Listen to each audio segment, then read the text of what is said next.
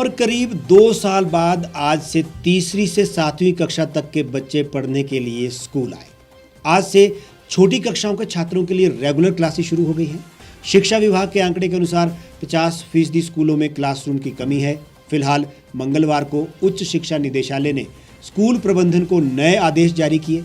इन आदेशों में स्कूल प्रबंधन को कहा गया है कि बिना मास्क के किसी भी छात्र अथवा शिक्षकों को स्कूल में एंट्री ना दी जाए। इसके साथ ही स्कूल के क्लासरूम को हर क्लास के बाद सैनिटाइज करने को भी कहा गया है। वहीं छोटे बच्चों के लिए खास तौर पर स्कूलों में इंतजाम करने को कहा गया है। उच्च शिक्षा निदेशक की अधिसूचना में कहा गया है कि अगर किसी स्कूल में छात्रों की संख्या ज्यादा होती है तो ऐसे में प्रिंसिपल ऑल्टरनेट डे पर भी छात्रों को बुला सकते हैं। सभी स्कूलों में अपने अपने स्तर पर माइक्रो प्लान बनाने को कहा है। राज्य में भले ही संक्रमण दर कम हुआ है, लेकिन 2 साल बाद छोटे बच्चों के लिए स्कूल खोलना विभाग और सरकार के सामने चुनौती है। छोटे बच्चों को स्कूल में बुलाने के बाद चेक किया जाएगा। अगर कोविड के मामले कम नहीं होते हैं या फिर छात्र संक्रमित होते हैं तो स्कूल फिर बंद करने पर मंथन किया जा सकता है। तीसरी से लेकर 12वीं तक के छात्रों की संख्या स्कूल में 7 लाख है। देखना होगा कि 7 लाख छात्रों में कैसे सोशल डिस्टेंसिंग बरकरार होता है। उधर शिक्षा विभाग ने साफ किया है कि प्राइवेट व सरकारी स्कूल कोई भी स्वास्थ्य विभाग की टीम को कोरोना टेस्ट लेने से रोक नहीं सकती है। स्कूल खुलने के साथ ही अब रैंडमली टेस्ट होंगे।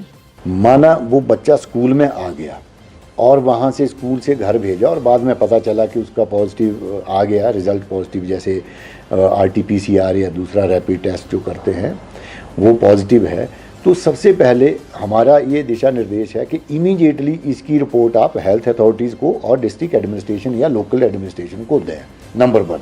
नंबर 2 ये कि अगर वो बच्चा किसी एरिया से, जैसे पता लगता है कि वो क्लस्टर है, वहाँ से उसका कोई भाई है वो दूसरी क्लास में पढ़ता है, या गांव से 3-4 बच्चे आते हैं, या बस में बच्चे आ रहे हैं वो दूसरी क्लासेस में भी पढ़ते हैं, तो क्योंकि उनको आइडेंटिफाई करना बहुत ज़रूरी है, वो हेल्थ और डिस्ट्रिक्ट एडमिनिस्ट्रेशन वो इसका काम को करेंगे।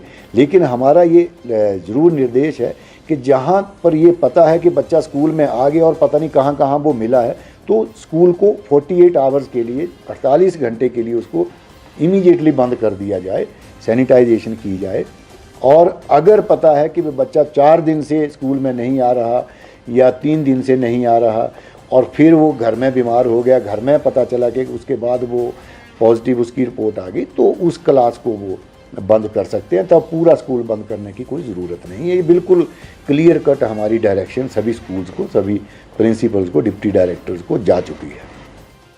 चुनौती ये है कि कोरोना संक्रमण के बीच छोटी कक्षा के बच्चों को इस संक्रमण से बचाना शिक्षा विभाग के लिए किसी चुनौती से कम नहीं होगा, क्योंकि सरकारी स्कूलों में इतने क्लासरूम है ही नहीं जहां पर छात्रों को एक बेंच छोड़कर बैठाया जा सके। हालांकि सरकारी स्कूलों में बहुत जगह तो बच्चों की बेहद कमी भी है। 15 नवंबर को पहली और दूसरी कक्षा के छात्र भी स्कूल में आएंगे। विभाग ने प्राइमरी स्कूलों में पूरी व्यवस्था करने को कहा है। पहली से 8वीं कक्षा तक के छात्रों के लिए स्कूल में मिड डे मील भी अभी नहीं बनेगा।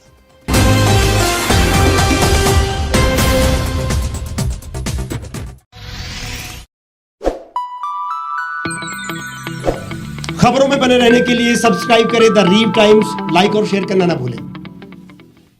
गांव की चौपालों से लेकर संसद के गलियारों तक, गृहिणी के चूल्हे से लेकर निवेश और बाजारों तक, किसानों के हाल से लेकर खेत और खलिहानों तक, शिक्षा और स्वास्थ्य से लेकर खेल के मैदानों तक, संसद के प्रधान से लेकर पंचायत के पंच तक, सेंट्रल हॉल से लेकर ग्राम सभा के मंच तक, हर खबर पर रहेगी हमारी पैनी नजर।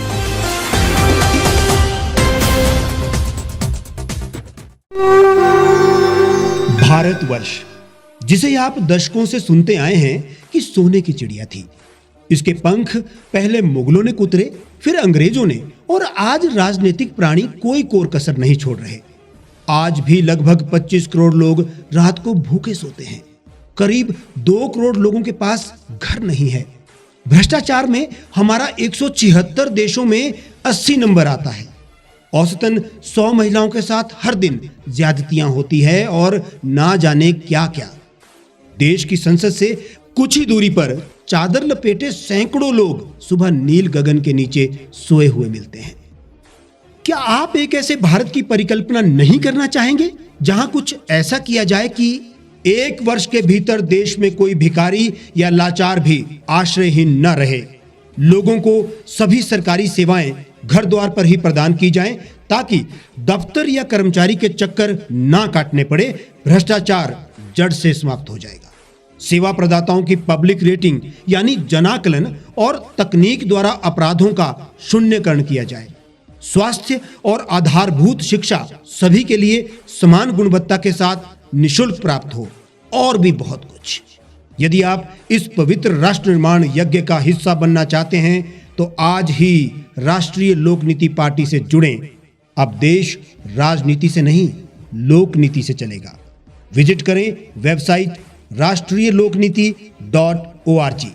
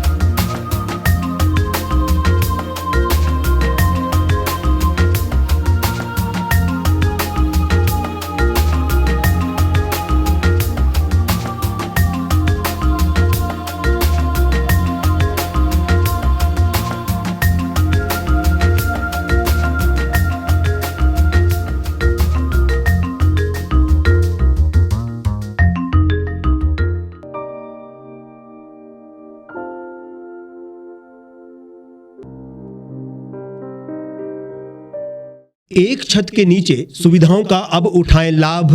रीव ई मार्ट में अब पाएं अपनी रसोई के लिए गुणवत्ता और सस्ते दामों पर राशन सामग्री। दालें हो या हो मसाले, आपका किचन ई मार्ट संभाले। उच्च गुणवत्ता और दामों में बेहतरीन रीव ई मार्ट में पधारें और पाएं अपनी पसंद के सभी उत्पाद, या फिर करें ऑनलाइन ऑर्डर और पाएं घर द्वार पर ही सुविधा। आज ही संपर्क करें फोन नंबर 8219694079 पर, बाईपास रोड, शनान, संजौली, शिमला।